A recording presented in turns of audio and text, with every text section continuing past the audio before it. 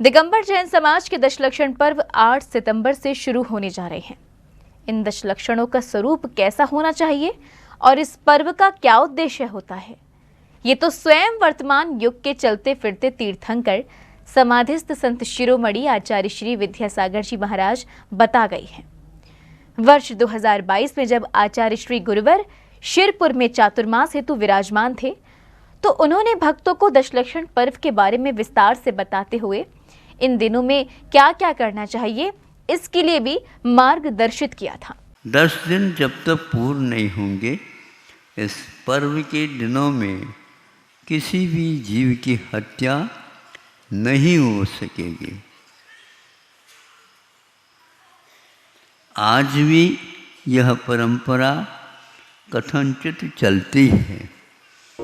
संत शिरोमणि आचार्य श्री विद्यासागर जी महाराज अब तो हमारे बीच साक्षात रूप में विद्यमान नहीं है, लेकिन उनकी वाणी और उनसे मिला ज्ञान व मार्गदर्शन हमेशा के लिए करोड़ों भक्तों के मन मस्तिष्क में आजीवन के लिए अमिट छाप के रूप में विद्यमान है। वर्ष 2022 में आचार्य श्री विद्यासागर जी महाराज पूरे संघ के साथ शिरपुर में चातुर्मास कर रहे थे। 7 अगस्त को आचार्य श्री ने एक कथा के माध्यम से दशलक्षण पर्व के महत्व और आम जनमानस की चर्या को स्पष्ट किया था। आइए आचार्य श्री से सुनते हैं कि प्राचीन समय में दशलक्षण पर्व के दौरान क्या होता था। पर्व का 1 दिन नहीं, 2 दिन नहीं, 3 दिन नहीं, पर्व के 10 दिन होते हैं।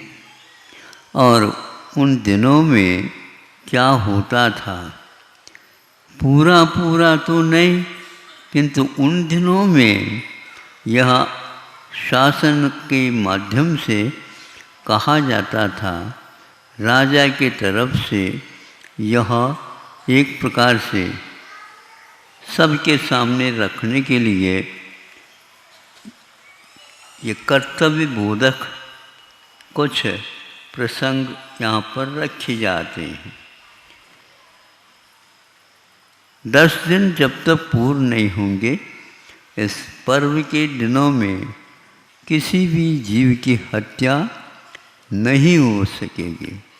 आचार्य श्री ने बताया कि कई स्थानों पर आज भी ये परंपरा निरंतर चल रही है। इसके माध्यम से लोगों में जागृति आ रही है और राजा सिर्फ जैनियों के लिए ये सूत्र नहीं देते थे। आज भी यह परंपरा कथनचित चलती है। इसके माध्यम से लोगों में एक प्रकार से जागृति आ जाती है। ऐसा तो नहीं है वह राजा केवल जैनियों के लिए ही ये सूत्र दिए हों, किंतु राजा किसी के घर के नहीं हुआ करते हैं। यदि किसी घर के हो जाएं तो फिर जनता के पास नहीं जा पाएंगे। जनता ही उनका सब कुछ है और आज भी यही चल रहा।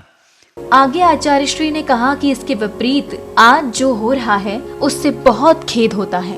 क्या हो रहा है इसके बारे में सुनते हैं तो बहुत ही विस्मय होता है।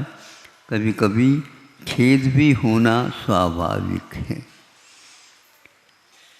जब ये जनता के सामने गए प्रसंग,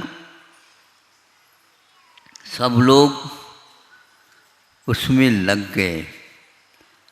और केवल जैन ही थे ऐसा तो नहीं है, और हिंदू भी थे ऐसा ही नहीं है।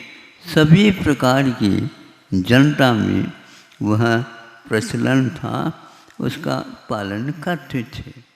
आगे आचार्य श्री ने आज के समय के प्रति चिंता व्यक्त करते हुए कहा था कि वर्तमान में भारत के इतिहास का तो परिहास उड़ रहा है। यहाँ योग्यताओं का मूल्यांकन नहीं के बराबर होता है। केवल हम लकीर के फकीर न बने। केवल हम इतिहास पढ़ो तो इतिहास पढ़ लेते, इससे कुछ नहीं बोला कि आज इतिहास की स्थिति क्या हो रही है, इतिहास हो रही है। यानी उसको पढ़ने से हंसी आती है कि भारत की दशा आज क्या है। अध्ययन हो रहा है, साक्षर सब हो रहे हैं, किंतु उस विद्या का, उस शिक्षा का जीवन में प्रयोग नहीं होने के कारण ये दशा ऐसी होती चली जा रही है। अभी भी इसके विषय में बहुत सोच विचार चल रहा है। योग्यताओं का मूल्यांकन तो या नहीं के बराबर हो गया। किसी के पास किसी प्रकार की शिक्षा, इच्छा और कलाएं आदि आदि हैं, उसको कोई मूल्य नहीं दिया जाता।